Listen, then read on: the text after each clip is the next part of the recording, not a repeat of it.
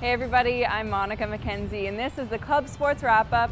Well, it's the last wrap-up of the season, so for the final time, let's get you caught up on what our teams have been up to. The men's lacrosse team held their annual Midnight Mayhem game, and the chilly weather didn't keep the thousands of fans from supporting the Flames. They were victorious over the Davenport Panthers with a score of 16-14. The Flames then hit the road to face off against Virginia Tech and lost 13-14 in overtime. In the SELC playoffs, it took overtime once again for the Flames to come out on top against the Florida State Seminoles for the second time this season with a score of 10-9. They beat Auburn 17-5, then lost to Georgia Tech 18-13 in the SELC championship.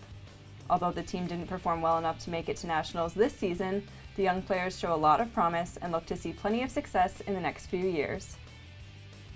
The silver bracket is as far as the men's volleyball team progressed in the National Collegiate Volleyball Federation Championships in Kansas City.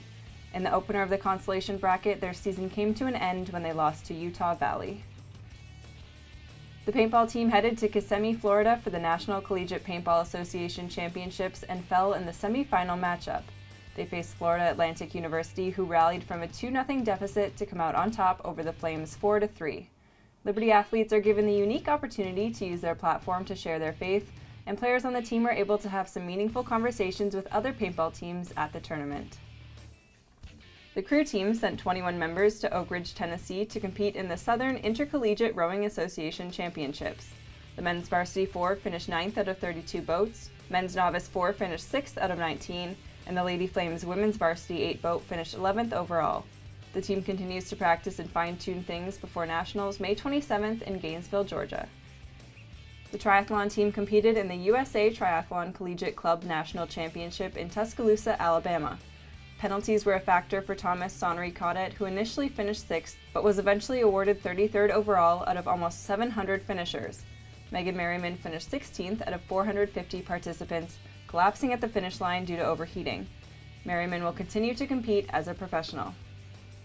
The National Collegiate Disc Golf Championships took place in North Augusta, and Liberty's team remained in 14th place out of 32 teams. In a year where the team looked to regroup and work hard, they will look to make a strong push for the national title next season. The women's ultimate team took part in the Colonial Conference Virginia sectional hosted by JMU last weekend. It was a cold and rainy weekend, but that didn't stop the team from competing hard and finishing 5-2 on the weekend. They finished runner-up to the University of Virginia and qualified to compete in regionals. The beach volleyball team traveled to the National Collegiate Sand Volleyball Association in Greensboro, North Carolina. The men's and women's team both finished runner-up in their brackets. Liberty will host a tournament on the East Campus courts this weekend. Some of the team members and head coach Rachel Willis will be conducting a beach volleyball tournament for players 8 to 18 years old, and for more information, visit the Club Sports website. For more information on all of our club sports teams, head over to our website, like us on Facebook, and follow us on Instagram and Twitter. For the last time this season, for Liberty Club Sports, I'm Monica McKenzie.